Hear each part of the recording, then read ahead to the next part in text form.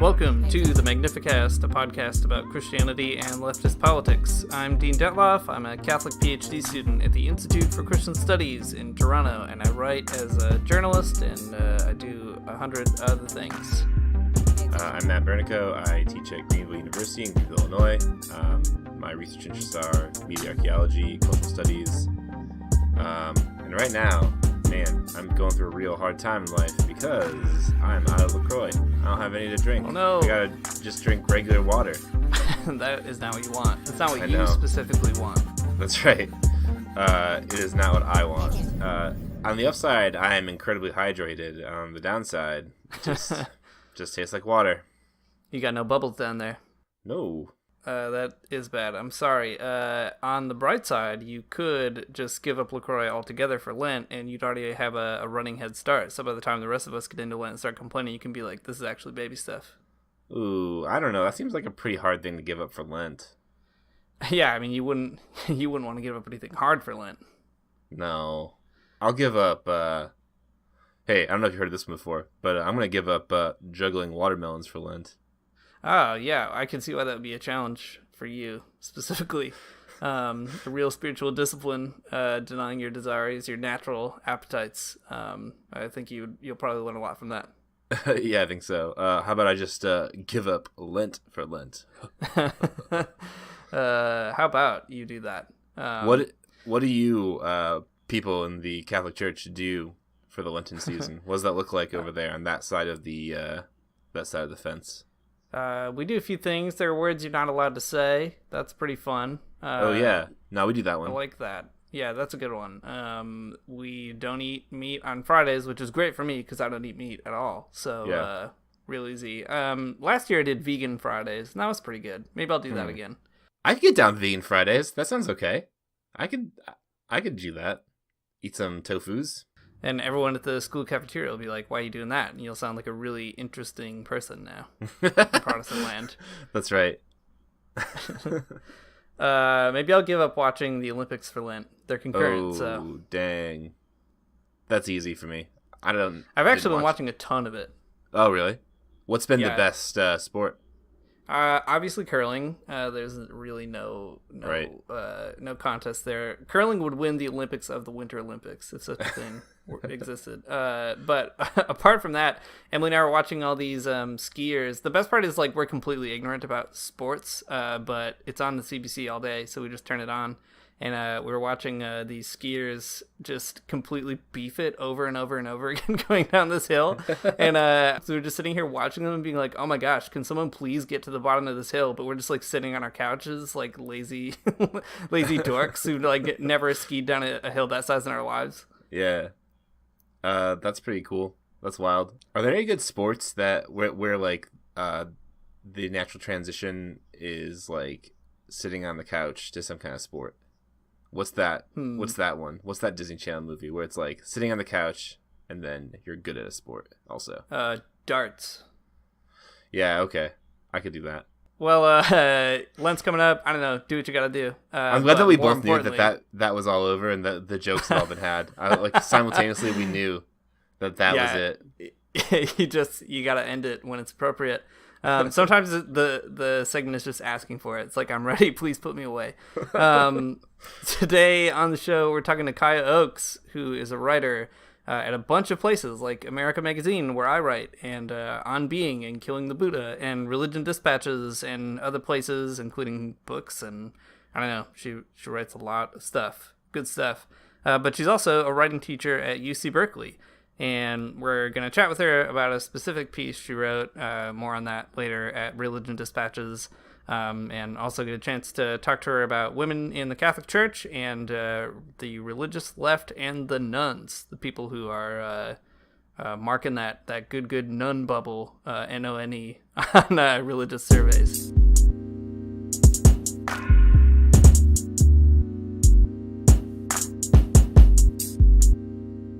Today we're chatting with Kaya Oakes, who is a writer and a journalist and a poet and a lot of other things all at once. A lot of very good things.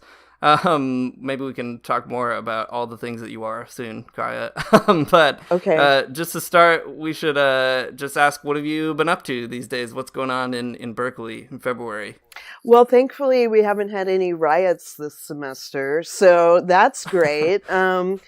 We're very happy about that. And this semester started about, oh my gosh, we're already in the fifth week. So things are just barreling ahead. I've got two things coming out in the next month or so, both in books. One is this book from Liturgical Press with 50 essays on Pope Francis by 50 different writers. And that's Hmm. actually out today. And it's a lexicon. So for various words, each of us contributed a short essay, and mine's on gossip and how the Pope talks about gossip. And Nice. yeah, it's got a great selection, and everybody from theologians to journalists and the ecumenical patriarch. So there you go. That sounds Oh, cool. cool. Oh yeah, and then the other thing I have coming out is an essay on Thomas Merton. I've been writing and thinking a lot about Merton in the last couple of years. Probably just a reaction to world events. A lot of people are going back to getting interested in monasticism, Hmm. and so in March there's a new book coming out called What I'm Living For: 7 Lessons from the Life of Thomas Merton. And the editor of that book asked me to write about Merton and sex. So I got Wow. the juicy chapter.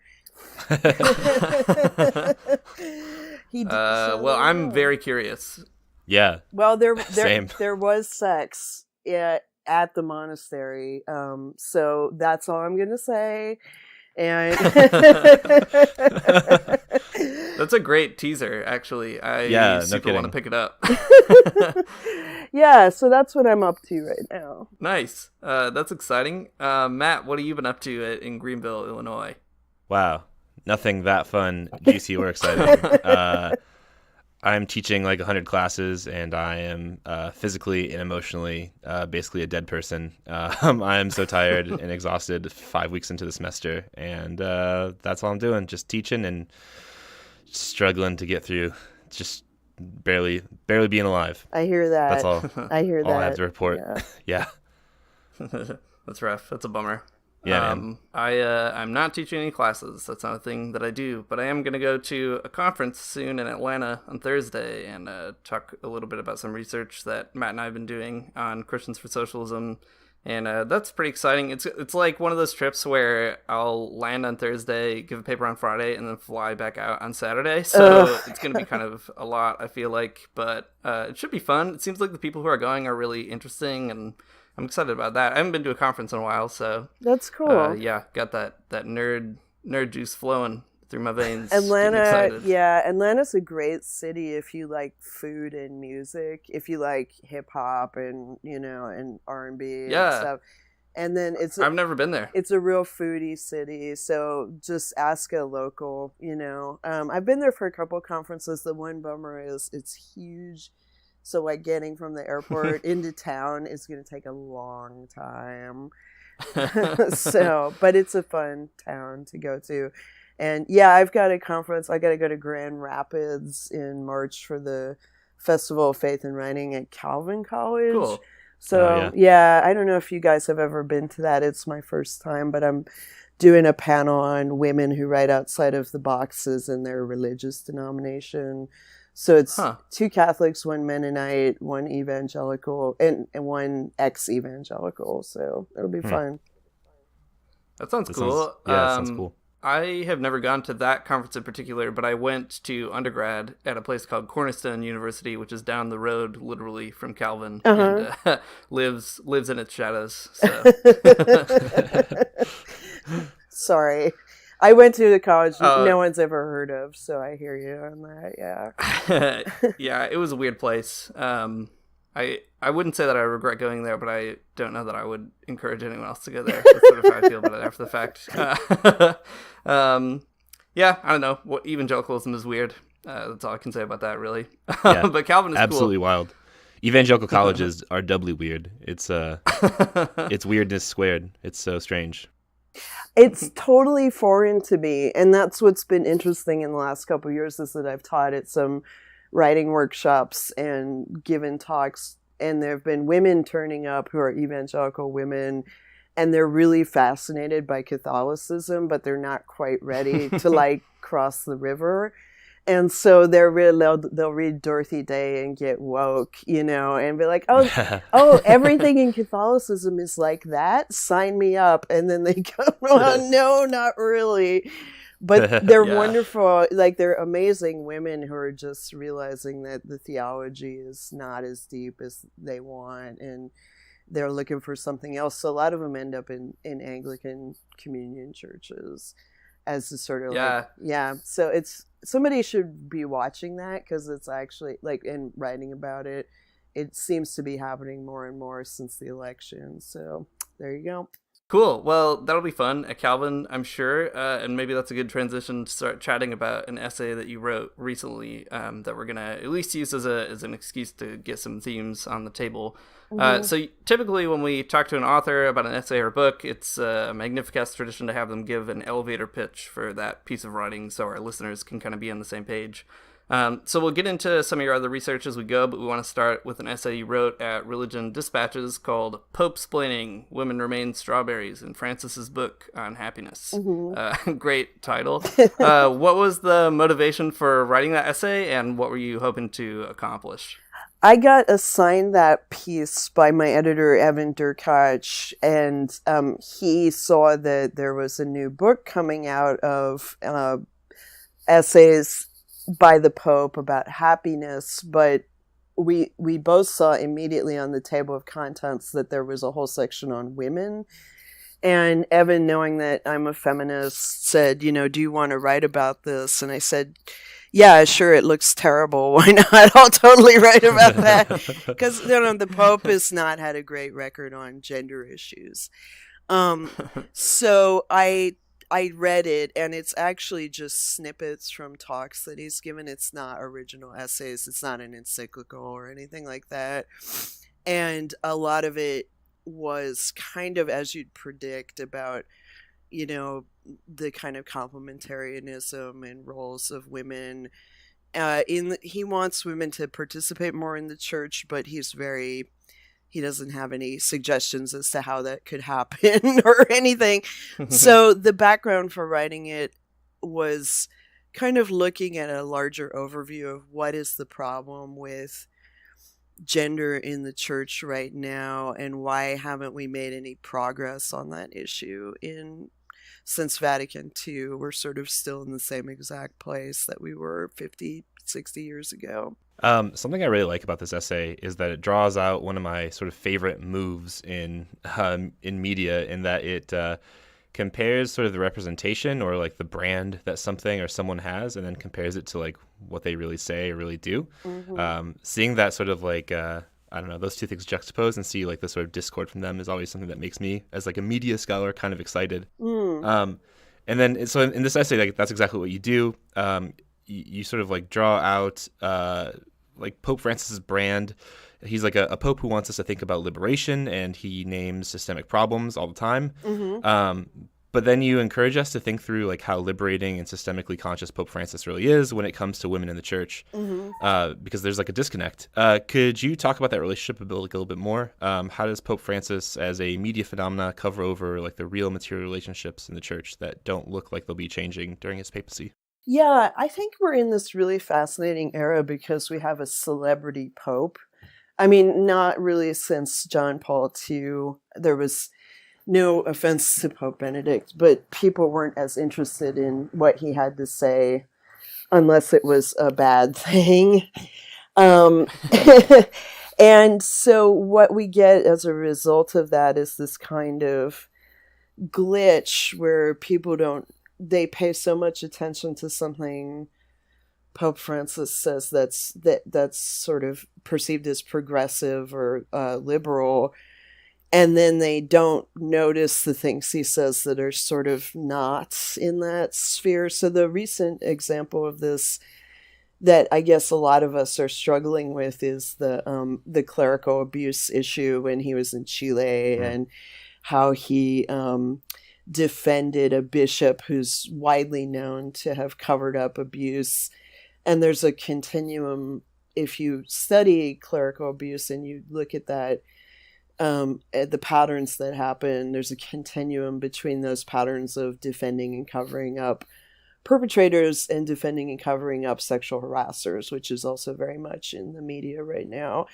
And so that glitch from a media perspective is when AP broke the story last week or so about how a letter had been delivered to him by an abuse victim, and the Pope either didn't read it or read it and forgot about it, or read it and didn't do anything.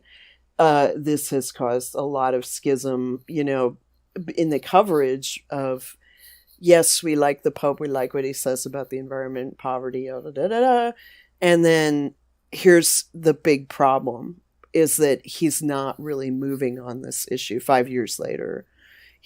We're still in the same place. So that's an example, I think, that parallels what I was writing about. Yeah, that makes sense. It is kind of crazy to see how that celebrity kind of makes it easy to paper over those issues, because it, I guess, distracts, because there are some cool things that Pope Francis does and say, but they're not like good excuses for being extremely bad on other issues. One of those issues obviously being women's issues, and I think what I really like about your essay is that you kind of, I feel like, funnel a lot of sort of big systemic problems regarding women's place in the church into like a really digestible few paragraphs. And one of those things you talk about is this just natural suspicion toward women that is in the church. So you talked about a couple examples that you were talking about were investigations into women's orders and censoring female theologians in particular. And I guess it's kind of hard not to see those actions and the wider culture in the Catholic Church as indicative of a certain kind of patriarchy that's probably not likely to change. Right. Because it's actively trying to protect itself. So do you find sort of actions that have been, interesting or hopeful on the part of whether it's women theologians or lay people or people in the hierarchy that suggest there could be some kind of change, or, what do you kind of see happening to resist that trend?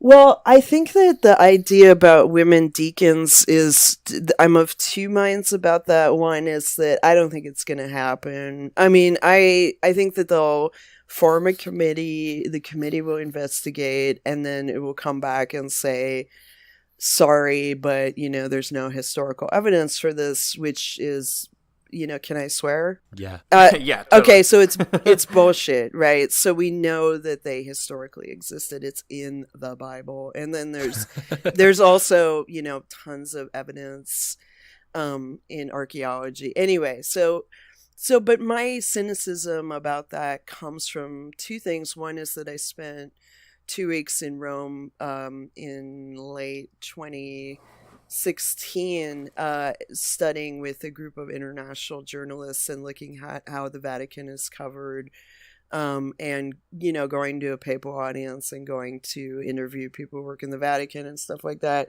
And there's so much spin, it's just, the Vatican's just a spin machine. And I saw that up close, and I realized that I don't trust a lot of what comes out of the Vatican in terms of messaging. So getting back to your question about the women deacons thing, I don't think it's going to happen. And even if it did, a deacon is still below a priest hierarchically, and a deacon is still technically a servant. So you're still putting women in a servile position instead of a position of authority. Now, on the other hand, what you see at parishes, and I don't think this is covered much in Catholic media for a couple reasons, but is that because of the priest shortage, you effectively have women running parishes. Now, they can't say mass, but they're doing all the administrative work. They're doing all the catechesis. They're basically running the churches, and they're doing that without ordination and without the ability to actually, get up and run the mass. And so that's a schism that I think that we don't acknowledge enough.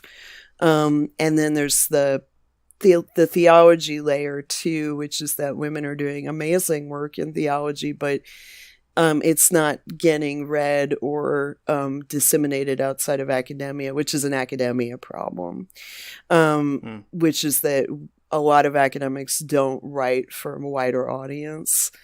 And if more women who are doing theology were able to be read outside of an academic audience, I think that would change a lot. But they either don't because they don't see that as related to their research, which is, again, a larger problem with academics, that they get stuck in this must get tenure, must go to conferences, but writing for wider outlets is not good because it doesn't contribute to tenure and it doesn't get you to conferences, right?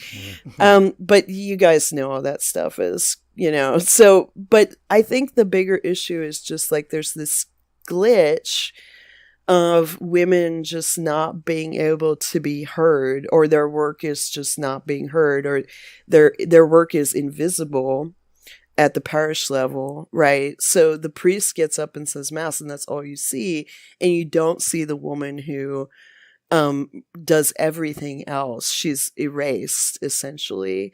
And that erasure is very patriarchal, and that's what I saw in Rome, was that kind of, sense of like, I went to seminars for 2 weeks. I heard 20 plus speakers. There were 3 women. And one of them was a professor at the Pontifical Gregorian University. And I'd never heard of her, I'd never seen her work anywhere. So that's just the kind of example of the problem there. It's like you can be servile and you can be invisible to the larger world, but that's it. Anything beyond that, you don't exist. Dang, that is a lot that I'm learning about Catholicism right now.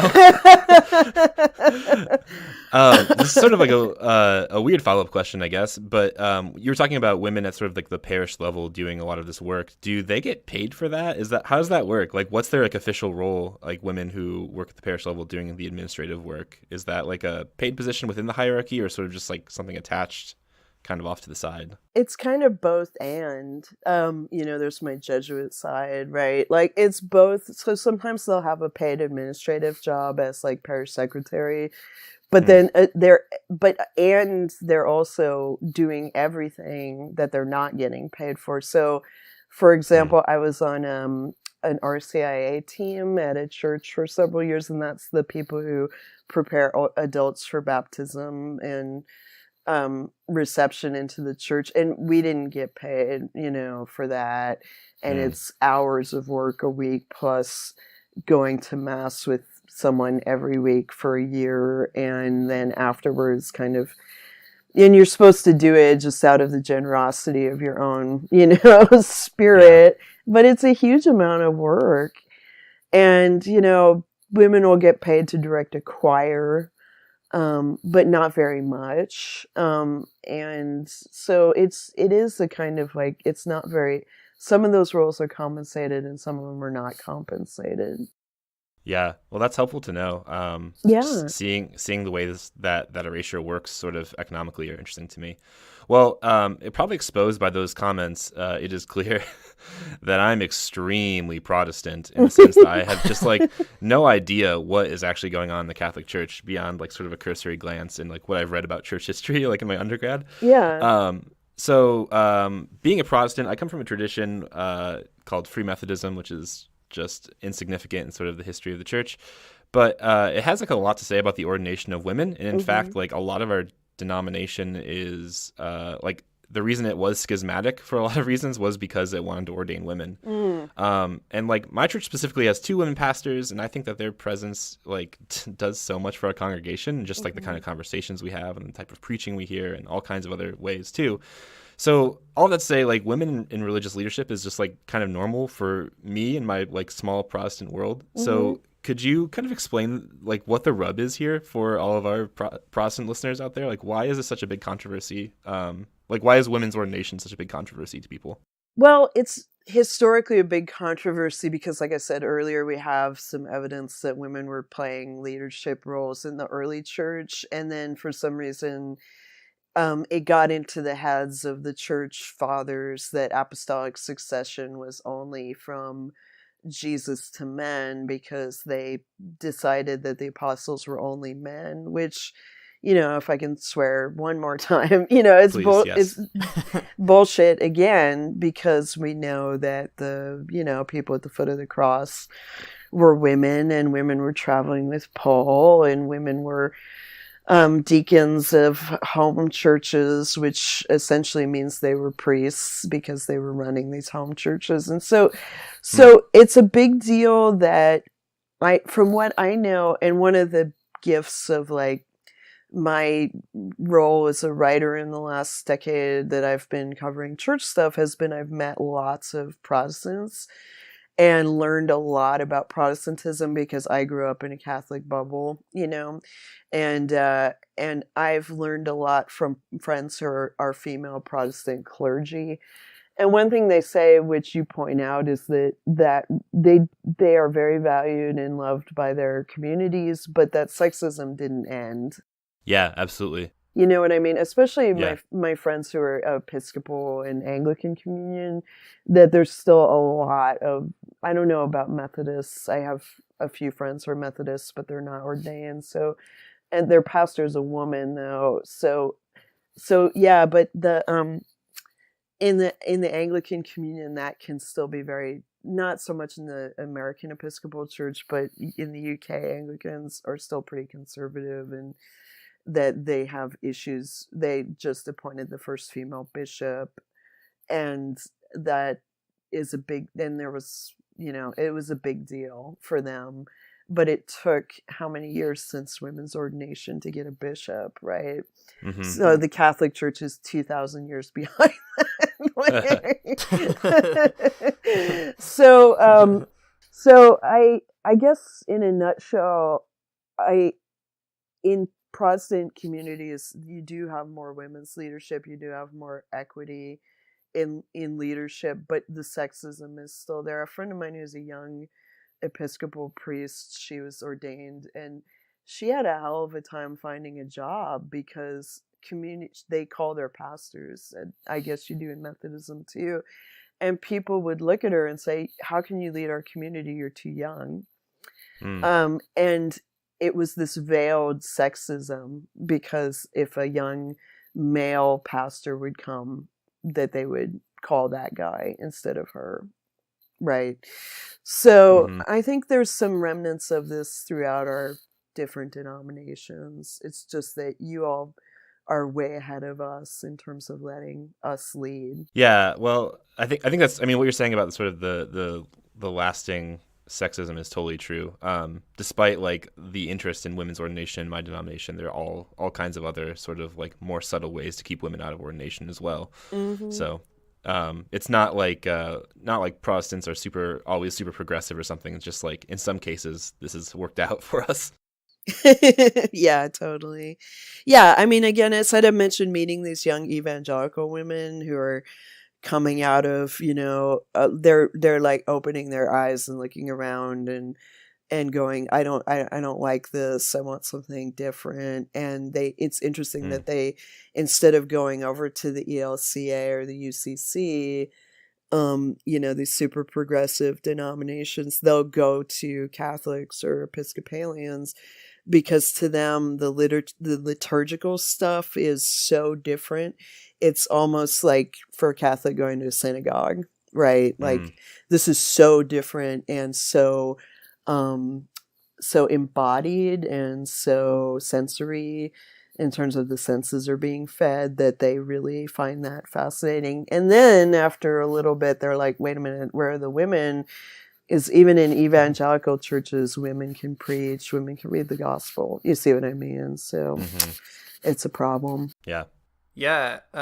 Well, maybe we could talk a little bit about that sort of experience of, women looking around at other traditions and then ultimately thinking through what it means to be Catholic, because you've written a lot about that and obviously have some firsthand experience with that. So this isn't really like a new question, but how does a person who's a feminist and formed by punk music and that sort of thing end up actually going to mass and keeping up with a faith that's organized by descending levels of male authorities? Yeah, so I wrote a book about that came out in 2012.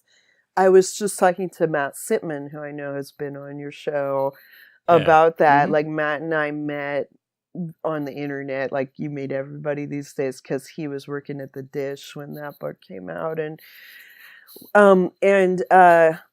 what I said in the book is, this is 6 years ago. It's still true today in a certain way, which is that the church that I belong to, although I'm part of the Roman Catholic Church, I've been to Rome twice, and I never stayed very long, so I'm not Roman.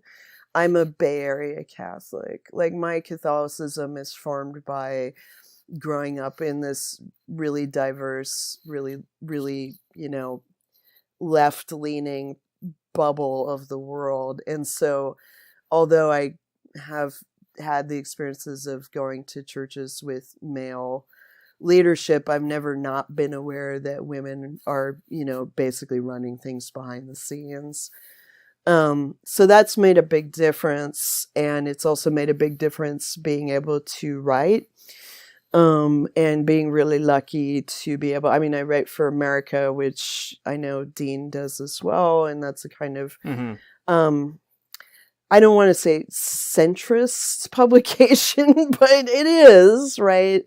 It's sort of the middle of the road.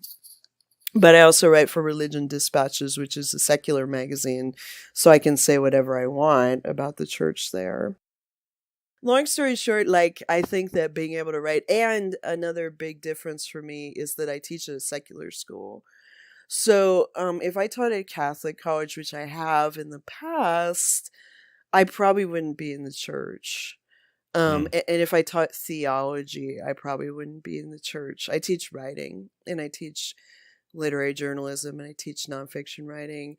If I had to be immersed like you guys are in theology as a student, I didn't study theology. I didn't study religious studies. It's all very DIY, my knowledge of religion. And I think that if I had to be immersed in it professionally full time, I would just go crazy, because the dichotomies would drive me away. But I'm able to be a secular person living in a secular world, teaching in a secular school, but to write about religion. So I'm able to be both an insider and an outsider. So yeah, I don't think I could do it as a pro. I did think at one point about, I applied for an MDiv program. I applied for a program to be a spiritual director, because I'm really interested in talking to people about what they believe. But I didn't get in. And so I decided that was the sign to just keep doing what I'm doing as an outsider. Yeah. Yeah, hearing about that kind of formation part of your life is really interesting to me. So I teach media studies actually at a Christian university. Oh, so you know what I'm talking about. Yeah. Yeah, and like what you're saying about, if you had to be a Catholic teaching at a Catholic university, you might be like outside the church. And I am not outside the church, but feel very much a lot of times like I would like to be, just like that intense sort of like way it's knitted into your life, and the sort of cultural dissidences that you feel are a lot. It's a lot. It makes you feel crazy sometimes. It makes me feel crazy sometimes. That's for sure. Well, here's another sort of like Protestant question that seems kind of dumb, but again, I think will be kind of illuminating for like Protestant folks listening to this. So if it seems too dumb, you're welcome to tell me no. But nah.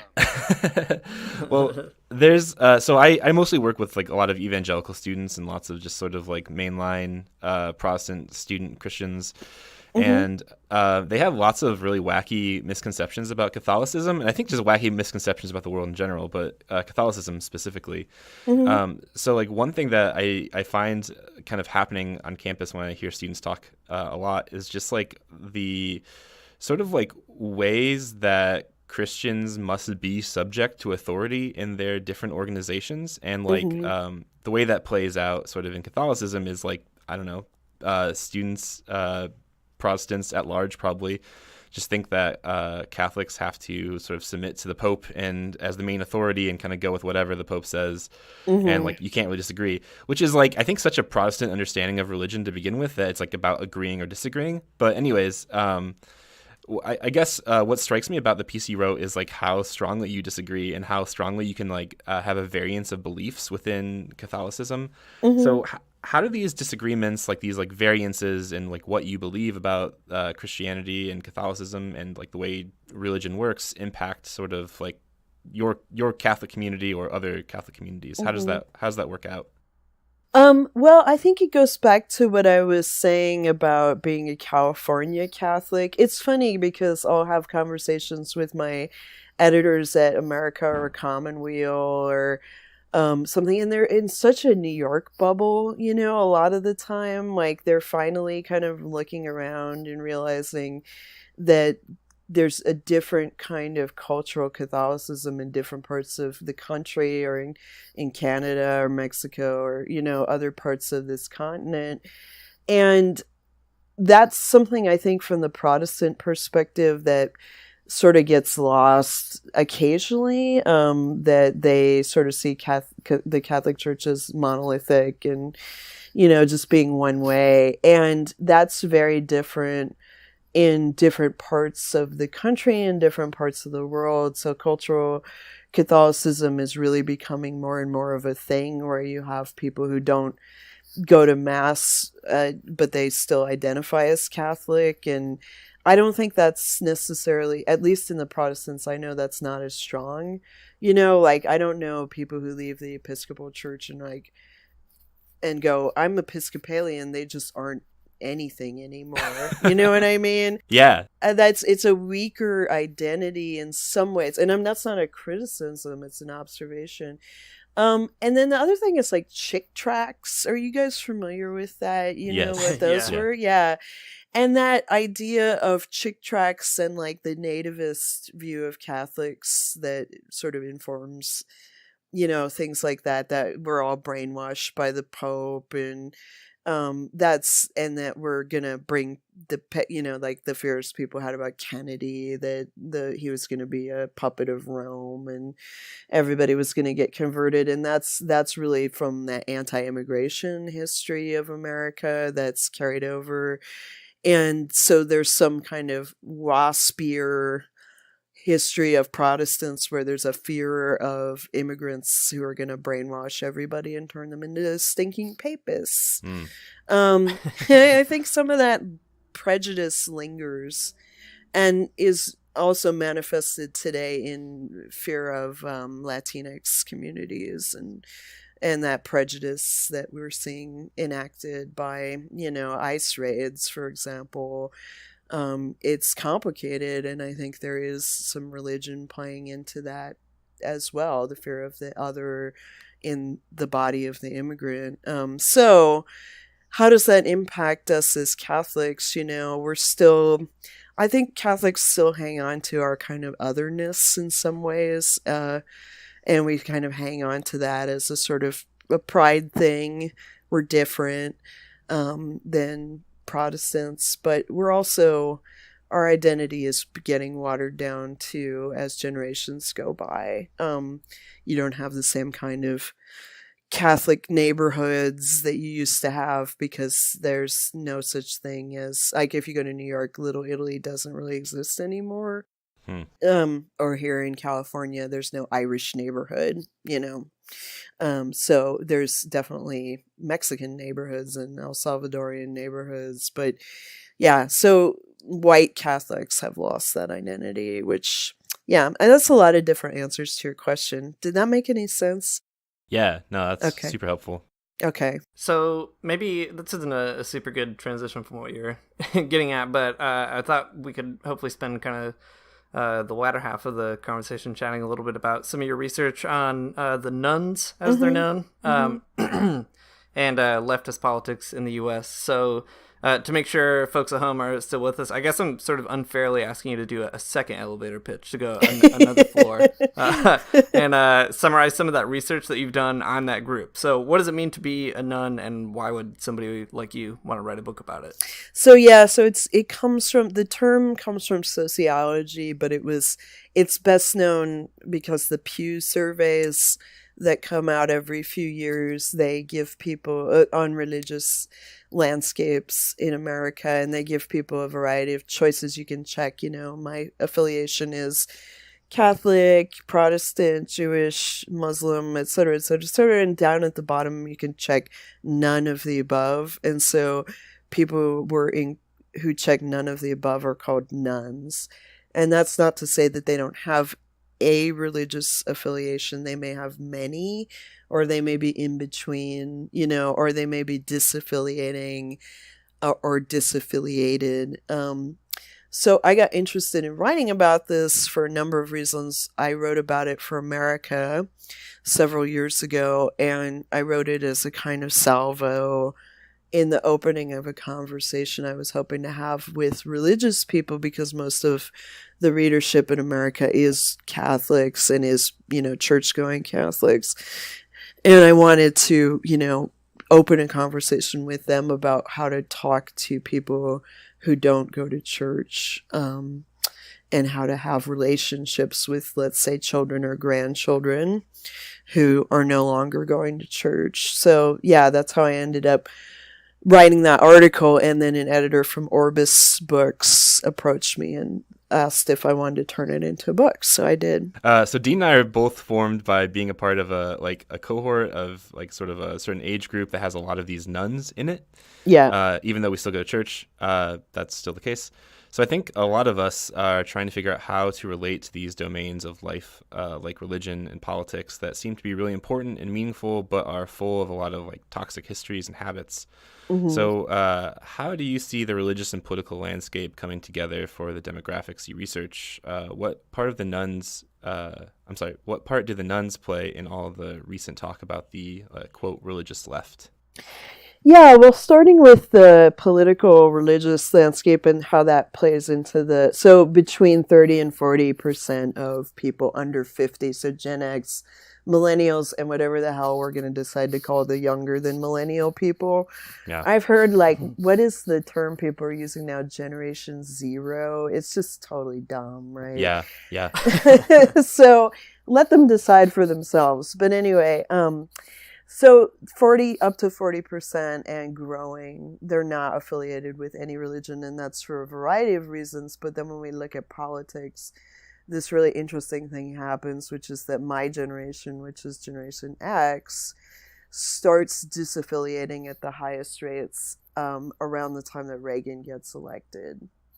So what happened in that curve in American history was you saw the Christian right, televangelism, all this sort of these two forces of conservative Christianity sort of coming together, and people who were in their teens and 20s looking at that and going, I don't want anything to do with that. I'm leaving church. And I was one of those people. I left Catholicism around that time myself, and I didn't come back for a good 20 years. So that kind of indicates that there was a mass rejection of religious affiliation when the Christian right rose to power. And now that we have Pence and some similar cohorts in Trump's religious leadership cabinet, we're seeing, similar arcs of disaffiliation in,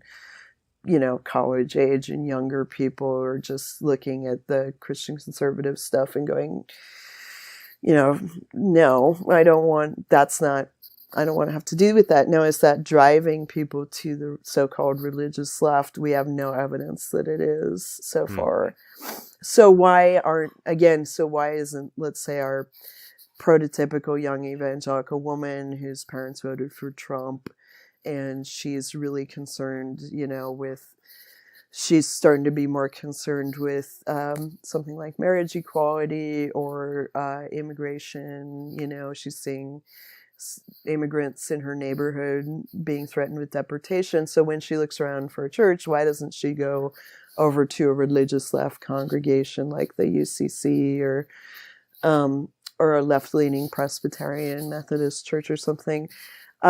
She doesn't do it because it's just either they're not putting out a sign, literally, like they're not doing a very good job of advertising themselves, or the religious left just doesn't have high enough of a profile that people even know that it exists in many cases. So that's a kind of two-pronged thing.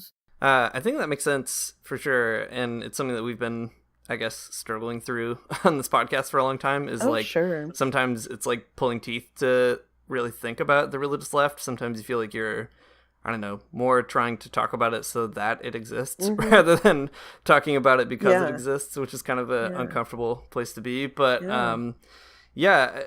I guess it's kind of interesting to think through like the way that a lot of these institutions are going through something like a crisis of their own identities and, the next generation in relation to them. So I don't know if you'd say something like institutional religions are having a crisis. Maybe that is a good word or not, but it does seem safe to say political institutions in the U.S. are having a crisis, at least following the Trump and Clinton election. Is it a surprise to you that a group with rising disassociation from certain organized religious identities would also disassociate from current political institutions like the GOP or the Democrats? No, it's not surprising at all. And I think that there's this larger sense of a lack of faith in institutions. It's been bubbling up again since my generation. Right after the election, a friend recommended to me this book called How to Survive a Plague, which is about the AIDS crisis and how gay activists who were getting sick and dying, basically, they weren't getting any help from the CDC in terms of developing medicines. And so groups like ACT UP and Queer Nation just sort of took it into their own hands to demand. And so they were doing things like die-ins and direct action. And it's a really phenomenal book. It's by David French. Everybody who's interested in what the hell we should be doing right now should be reading that book, because it really does look at how people can push an institution. So they did eventually succeed in pushing the institution, the CDC, to produce the retroviral cocktails that have kept people alive. So, but that suspicion and that sense that institutions have failed us, this isn't new. I hear millennial friends and my students talking about it all the time, the Democrats suck and the Republicans suck and I don't want to belong to any party. And I'm like, dude, we were saying the same thing in the 80s and the 90s. Like there was that same jadedness that has come back. I think that there was a sort of blanket people wrapped around themselves with Obama of like, at least we have this. And so we're safe for a while, but, the same problems were going on in many ways with the institutions failing under Obama. So yeah, this doesn't surprise me at all. I think that it's just this larger dissatisfaction with leadership and what leadership represents. I joked about the fact that we have riots at Berkeley, but we do. And a lot of the reason we have riots at Berkeley is because our students don't feel like the leadership of the university is listening to them.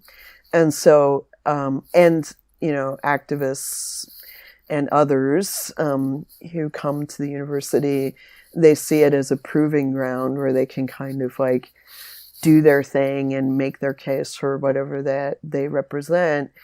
But they do that because they feel like they don't have any voice that leadership will listen to. So that's not surprising. I think there's a lot of correlation between these two things. Well, on that note about dissatisfaction in institutions, Bernie Sanders won more votes from people under 30 than Trump and Clinton combined in the last election. And that's kind of an interesting thing where I guess there's something going on there. There's nuance to be kind of explored in that popularity and that sudden, again, interest in someone who is from the Democratic Party. So on my very best days, and only on those days, I feel like that means there might be a future for like a discussion about socialism and other political changes in the United States. So how do you think that faith communities will or can respond to that like possible future? Well, okay, so can I give you a cynical answer and an optimistic answer? Yeah, absolutely. Okay, Yeah, please. good. Okay, let's start with the cynical answer. The cynical answer is they're not going to do anything. The U.S. Conference of Catholic Bishops, for example, let's just in my own denomination, to many of us, they're basically just a right arm of the Republican Party. They've sort of stepped up in terms of immigration, and that might be something that like a jaded, nun, I know any nun might look at and say, oh, well, those bishops, they're standing up for immigrants, okay, maybe the Catholic Church isn't all totally horrible.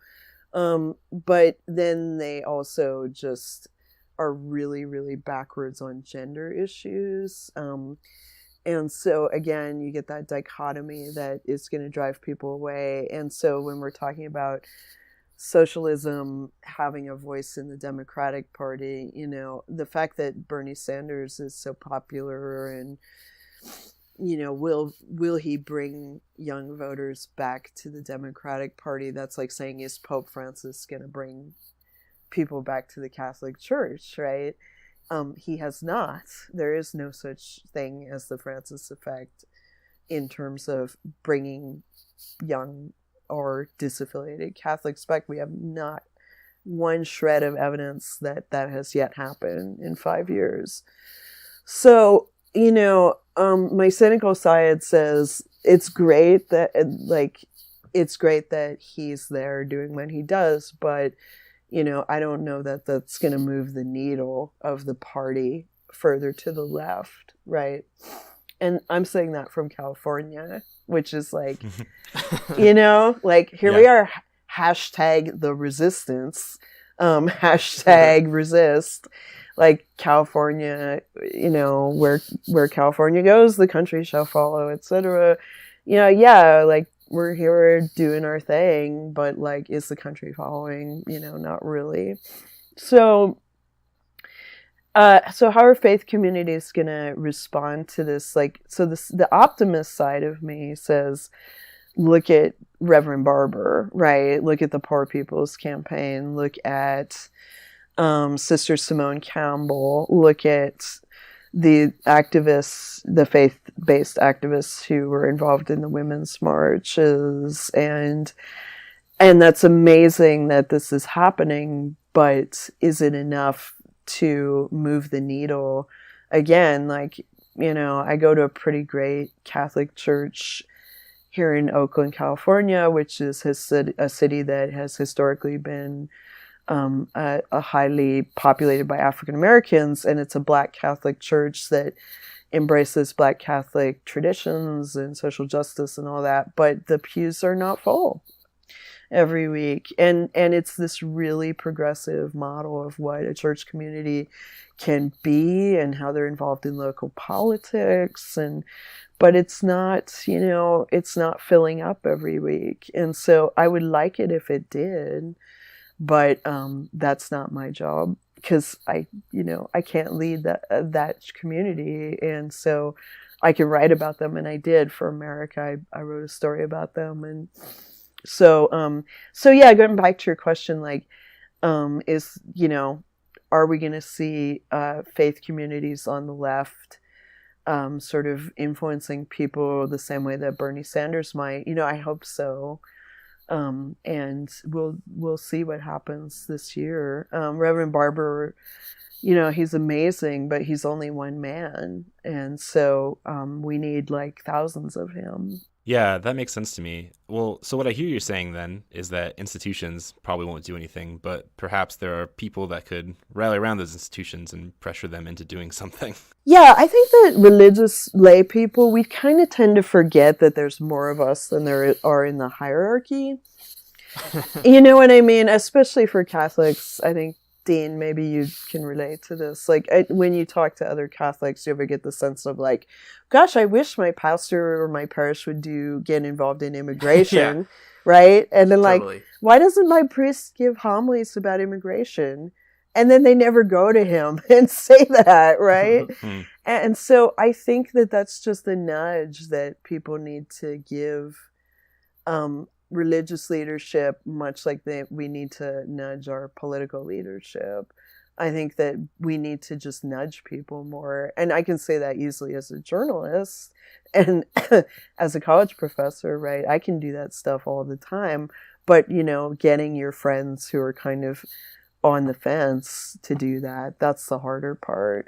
But I think we need to exercise our agency as lay people more. Because if we did nudge our churches and then our churches did start showing up at secular rallies, or, if your church shows up at an immigration hearing at the courthouse and they're all wearing sweatshirts with the name of your church on them, for example, that's prophetic witness.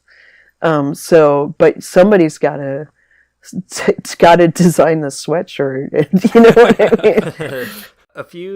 Several episodes now ago, we talked to this historian named Heath Carter, who wrote a great book called Union Made. Yeah, and that's a great book. The craziest thing that he came up with, at least the thing I found crazy in the book, was like when a lot of churches were taking a really strong stance against organized labor. A bunch of the workers in the churches just basically like had a pew strike. Like they just all decided not to show up on Sunday, and it's pretty wild, and it pushed a lot of these ministers to start taking labor issues more seriously. And then, I don't know, as you're talking about it, just kind of makes me feel like, it's not like, it's hard to imagine, but it's not as though there's no precedent for lay people kind of taking those matters into their own hands and making those kinds of demands as they feel inspired. Exactly. And I mean, this came up in conversations with other women recently. Like, what if, what if one Sunday we all just didn't go to Mass?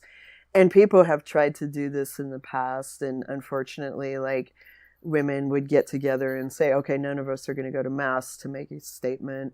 And then a bunch of people went anyway, right? And so it didn't work. And so you really, really, really have to push people to the point like that they understand that it will send a message. And so, yeah, everybody should read that book. So, yeah, and everybody should, look at what's worked. And I think there's a fear of, like, if we look at what works in secular politics, that our faith will become secularized. But, like, what's wrong with that? Well, that's a great note for us to start wrapping up on. I think at the end, we're kind of at the bottom of the hour. Yeah. But we just wanted to thank you a bunch for coming on the show. We've been trying to find a way to organize this episode for a little while now, and we're just really grateful that you were able to make some time in a really busy semester to chat with us about some of the stuff you're writing and thinking about. And we'll keep following all that good reporting you've been doing, for sure. I really appreciate it, you guys, and thank you. I'm a fan of the podcast, and so it's really nice to be here with you. Cool, thank you.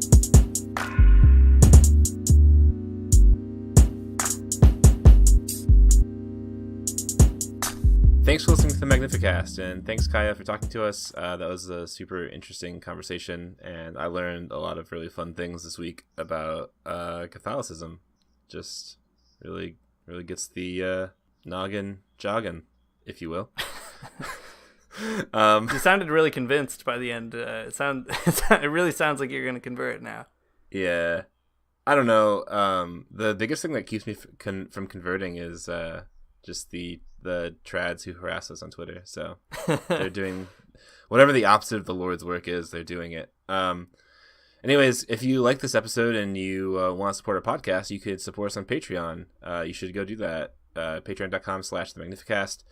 Follow us on Twitter, follow us on Facebook. We got a good Facebook group going called the Magnificast Basement. You can join it. It's a private group, so you can say all of those really private things that you don't want other people on Facebook knowing about. Yeah. Also, it's worth noting too that we are now hosted by some very fine and wonderful people over on Theology Corner. So you can find us there at theologycorner.net/the Magnificast. Oh, I'm sorry. It's actually theologycorner.net/Magnificast, not just Magnificast.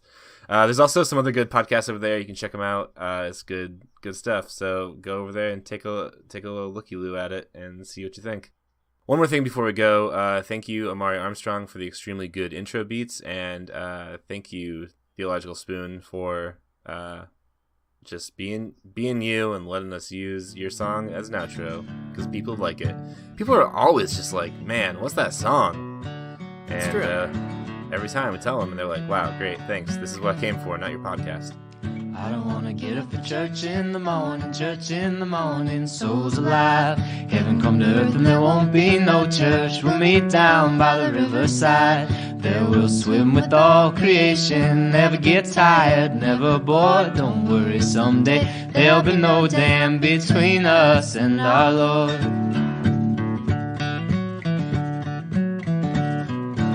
Jackson, keep your hoods up. Keep your hoods up and you stay up late.